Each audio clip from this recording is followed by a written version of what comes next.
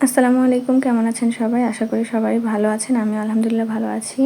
এই কেকটা হচ্ছে একটা ১ পাউন্ডের চকলেট ফ্লেভারের কেক। তো আমি প্রথমেই রাতেই স্পঞ্জটা রেডি করে রেখেছিলাম আর সকালে ক্রিম এবং গানাশটা তৈরি করে কেকটা সুন্দরভাবে খুব সিম্পলের মধ্যে ডিজাইন করে নেই। তো আশা করছি ভিডিওটা আপনাদের ভালো লাগবে। আর ভালো লাগলে অবশ্যই একটি কমেন্ট এবং লাইক দিয়ে আমার ভিডিওটা শেয়ার করে দেবেন আর চ্যানেল সাবস্ক্রাইব করবেন।